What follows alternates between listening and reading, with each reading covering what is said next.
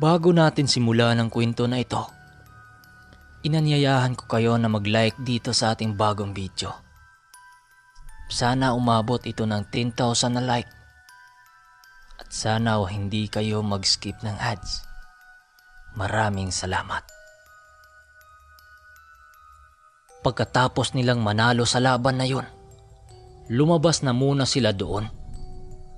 Tag-1,000 sila noon sa balatong ibinigay ng mayamang lalaki. Habang sila'y nakaupo sa gilid ng sabungan, nagmamasid lang naman sila doon sa paligid.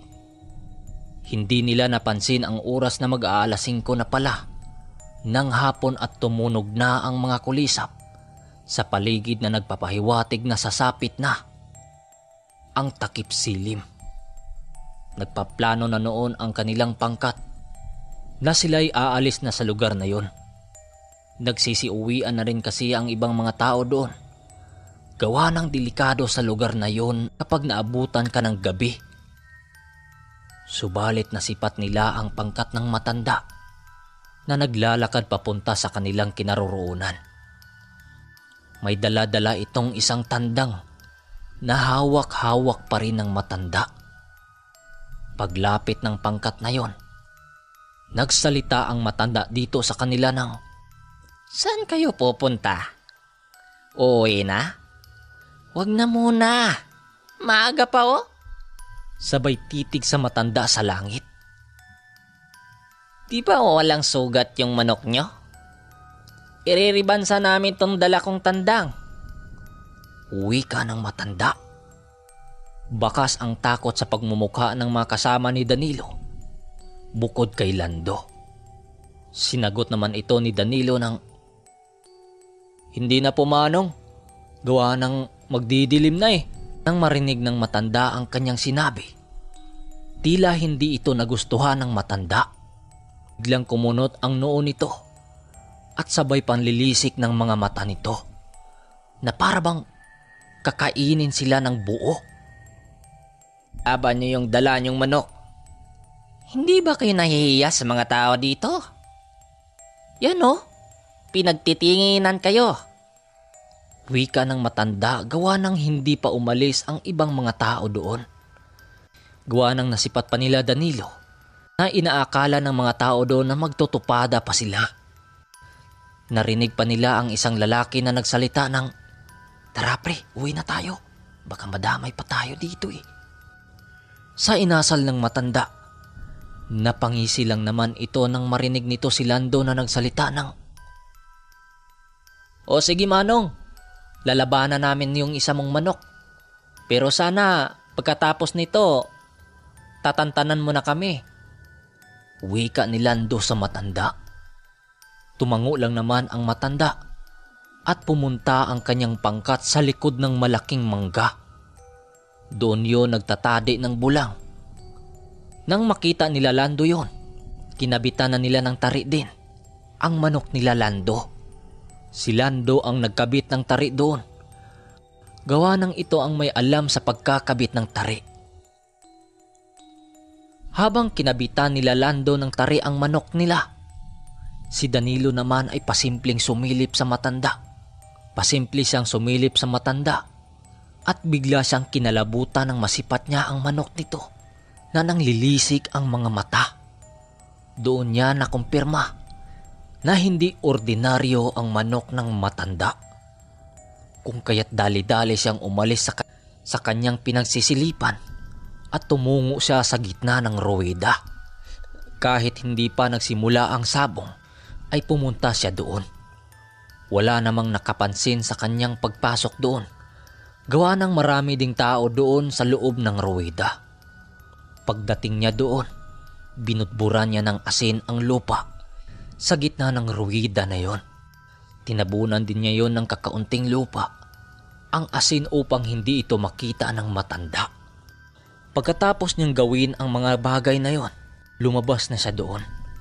Ginawa niya ang mga bagay na yon upang makontra ang manok ng matanda.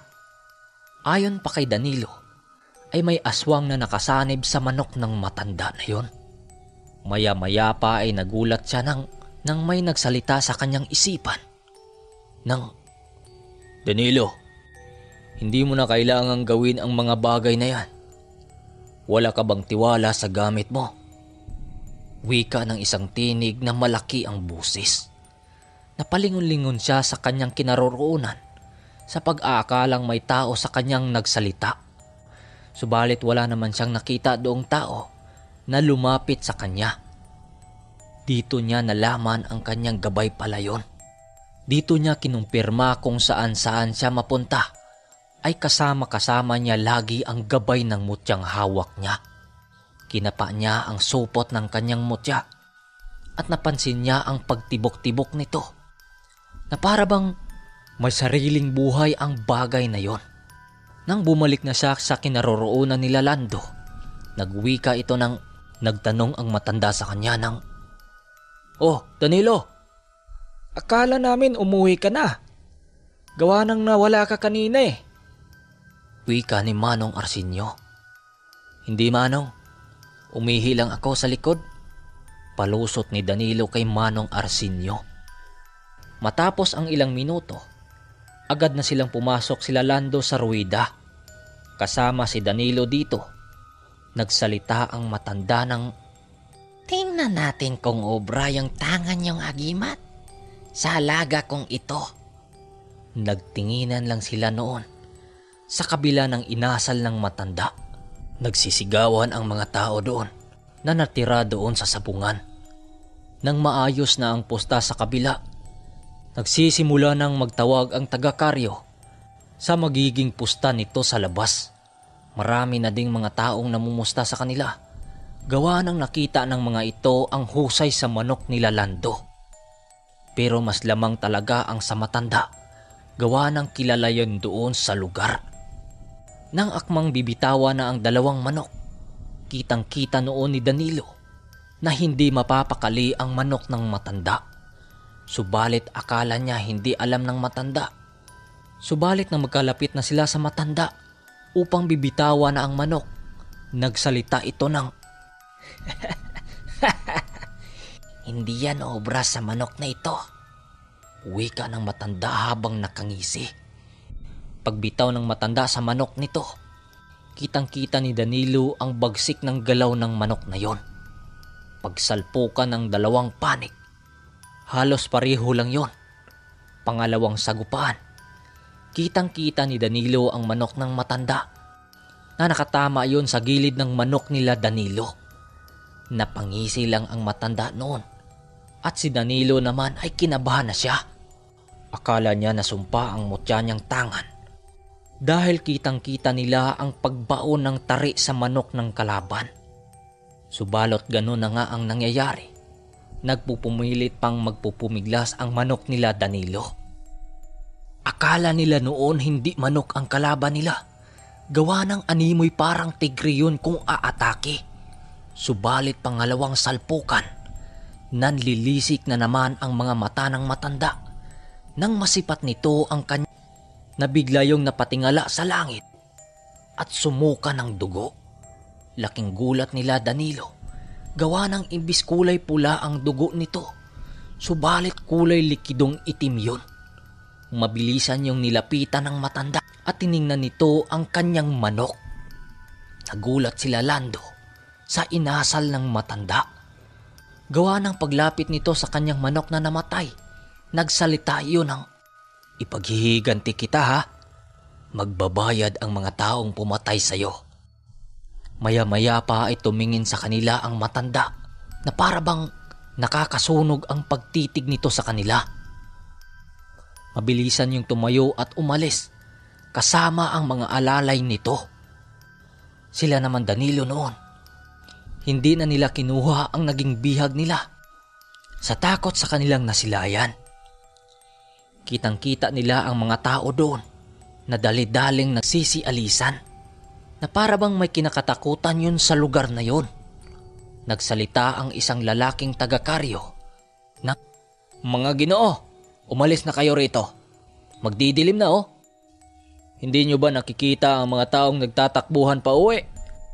Nang marinig nila ang sabi ng lalaki, kung kaya't dali-dali nilang inayos ang kanilang mga gamit at umalis sa sabungan na yon. Dala-dala nila ang 2 bihag at salaping napapanalunan nila. Habang sila'y naglalakad, napatanong si Buning kay Danilo nang, "Danilo, sayang naman yung bihag na iniwan natin doon." Sabay sabat pa ni Lidyo ng, "Oo nga pre, sayang nga yun oh. Ano, babalikan natin?" Wag na. Di ba kayo natatakot sa manok na yon? Sumuka yon ng itim na dugo. Sa palagay ko'y aswang yon. Wika ni Manong Arsenio. "Tama ka, Manong Arsenio. Isa yon sa mga alaga ng matanda at pinanglalaban sa atin. Kitang-kita ko ang totoong anyo ng manok na yon na malasigbin ang pagmumukha nito. Siguro sa paningin nyo, manok ang nakikita nyo. Pero sa akin, hindi. Mga kasama, ihanda nyo ang mga sarili nyo. Mayroon tayong kaharaping panganib sa ating paglalakbay. Batid kong nakasunod sa atin ang pangkat ng matanda. Mga kaibigan, aswang ang matandang yon," wika ni Danilo sa kanyang mga kasama. Habang sila naglalakad sa daan, nakakita sila ng mga tumpok ng dahon ng mga nyog. Natuyo na ang mga ito, yung tinatawag sa amin na lukay.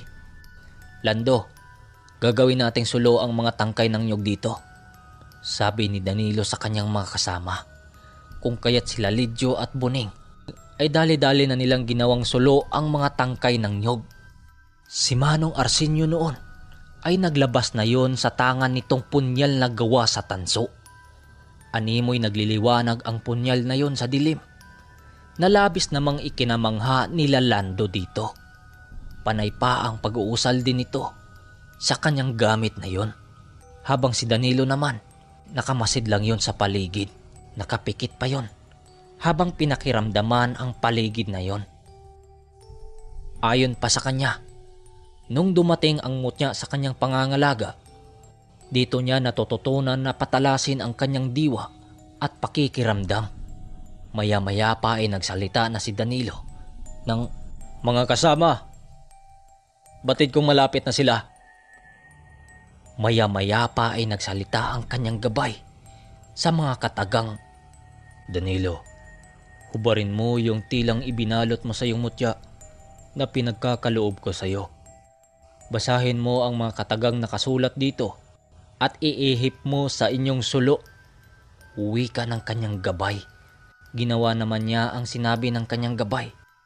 "Paring Danilo, ano yung ginagawa mo?" Wika ng kanyang mga kasamahan nang makita nito ang kanyang ginawa. Nang matapos na niyang gawin ang mga bagay na yon, sinindihan na nila ang mga sulo. "Mga kasama, kahit anong mangyayari sa atin, walang tatakbo. Sama-sama tayong lahat. Sa anong panganib nating kakarapin ngayon? Lakasan niyo ang inyong mga loob. Dahil sa pagkakataon na ito, susubukan ng panahon ang ating katatagan." Wika ni Danilo sa kanyang mga kasama. Hindi nga sila nagkamali. Nakarinig na sila ng mga alulong sa isang hayop na hindi nila alam kung saan yun ang galing. Nakarinig na rin sila ng mga yabag sa paligid, indikasyon na may mga tao sa kanilang paligid. "Mga kasama, andito na sila. Maghanda kayo," wika ni Danilo sa kanyang mga kasama. Magamat ganon na nga ang kanilang nararanasan, tuloy pa rin silang naglalakad na may halong pagbabantay. Pagdating nila sa bandang patag na walang kahoy, dito na nila nararamdaman ang puwersa ng pilit pinapatay ang kanilang sulo. Kahit anong masid nila sa paligid, wala namang tao. Sa pangyayaring yon, napawika si Manong Arsenio ng, Mag-iingat kayo. May mga kasamang sigbin ang ating makakaharap ngayon. Batid kong may mga kasamang kaskas din ang nakatingin sa atin ngayon. Ang mga kaskas nga pala ay ang pangunahing gagawing atake nito ay papatayin ang inyong sulo. Pero dahil sa mga usal na pinaka ni Danilo sa mga sulo, hindi ito kayang mapatay-patay. Nang makarating na sila sa patag na lupa, dito na nila nakita ang pangkat ng mga aswang na nakatayo. Nakatayo yon sa daan ng kanilang dadaanan. Doon yon napiling lumitaw Gawa ng sapul doon ang liwanag ng buwan. Nang titigan yun ni Danilo, doon niya nakita ang matanda, nakasama ang mga taong hubot-hubad at nababalot ng mga langis ang mga katawan nito. Nang sipatin ni Danilo ang mga itsura ng mga yon, ay mga tao lang naman yon, subalit ang ulo nito ay mahalin tulad mo sa pagmumukha ng mga lobo. May mga kasama din yung mga sigbin na nakaaligid sa matanda. Maya-maya pa ay nagsalita na ang matandang hukluban. Nakapaghanda na ba kayo? Bilib din ako sa'yo, iho. Hindi ka rin basta-basta. Alam mo kung sinusundan namin kayo. Sabay tawa nito ng nakakaloko. Hoy, tanda! Umalis ka sa daraanan namin. Kung ayaw mong sa lugar mong ito, ipapakita ko sa mga alagad mo kung paano kita patayin. Uwi ka dito ni Danilo na may halong paninindak. Ganon ba? Patunayan mo muna bago ka magsalita ng ganyan. Sagot naman ng matanda. O sige, pagbibigyan kita, iho. Ito. Wika ng matanda at kasabay nito ang pagkumpas ng kanyang mga kamay. Nang siyang dahilan para sumugod sa kanila Danilo ang mga sigbin nitong mga alaga. Kung kaya't sinabihan niya sila Lando na iwas-iwas ang dala nilang mga sulo upang hindi makalapit ang mga sigbin. Nang masipat yun ni Manong Arsenio ang mga sigbin, ay hinarap naman niya ang mga ito gamit-gamit ang punyal nito. Walang habas niya yung pinaghahagupit hanggang sa isa na lang ang natitira sa mga sigbin. Subalit hindi napapansin ni Manong Arsenio ang isang sigbin na mabilisang tumalon sa kanya. Nakagat nito ang kabilya niyang braso. Nang masipat ni Danilo yun, dali-dali niyang tinulungan si Manong Arsenio at isang sapak lang niya yun ay napasigaw ang nilalang at mabilisang namatay. Si Lando noon, may hawak-hawak yun ng tag-iisang sulo na isa sa kanilang proteksyon. Ginawa pa yun ni Danilo. Hindi nakalapit ang mga aswang doon sa hindi malamang dahilan. Ang matanda noon, nakangisi lang naman yon habang nakatayo. Maya-maya pa ay nagwika ang matanda ng, Hindi ko akalaing magaling ka pala, Arsenio, sa pakipaglaban. Sige, mamaya ipapalasap ko sa inyo ang pait na sasapitin niyo.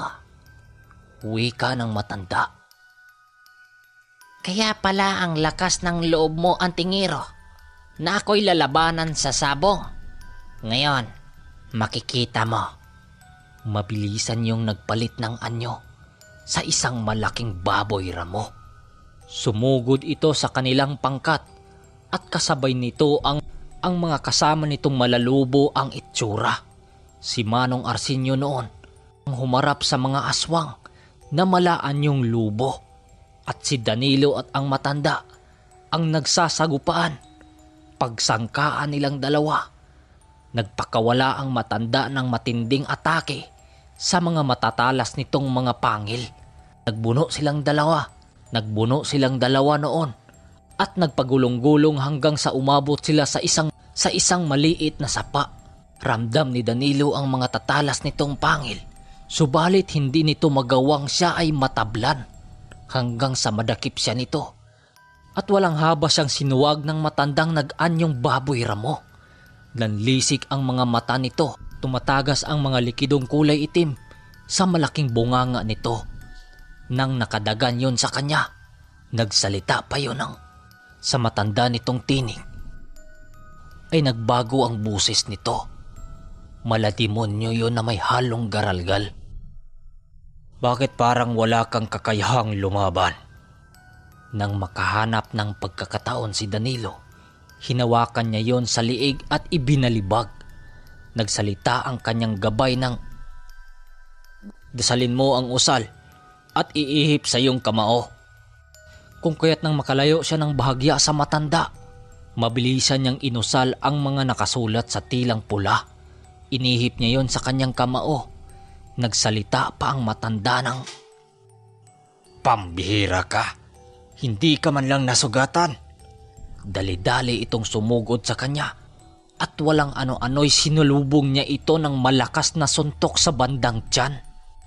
Nang tinamaan niya yon sa kanyang malabatong kamao, napasigaw ang nilalang na yon at dali-daling tumalon papalayo sa kanya, kung kaya't dali-dali niya itong hinabol at nung mahawakan niya ito.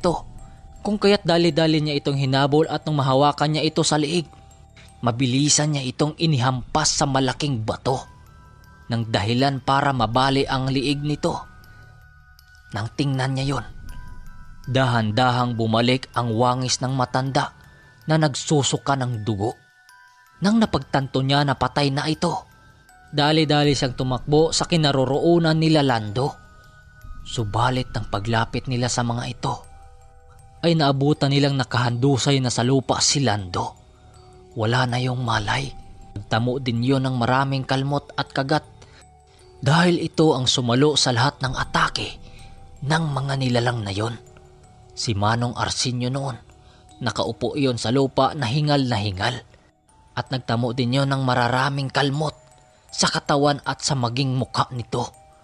Nang masipat niya na si Lando ang kailangang tulungan, dali-dali niya itong pinaupo at pinasandal sa malaking puno ng bayabas. "Buneng, anong nangyari kay Lando? Ba't walang malay to?" wika ni Danilo kila Buneng. "Nabitawan niya kasi yung sulo niyang dala, pre. Gawa ng mas pinili niyang kaharapin ang mga nilalang na yon. Napatay nga niya yung isa, subalit pinagtulungan naman siya ng mga kasama nito," wika ni Buneng dito. Lumapit na rin si Manong Arsenio kahit hinang-hina na ito.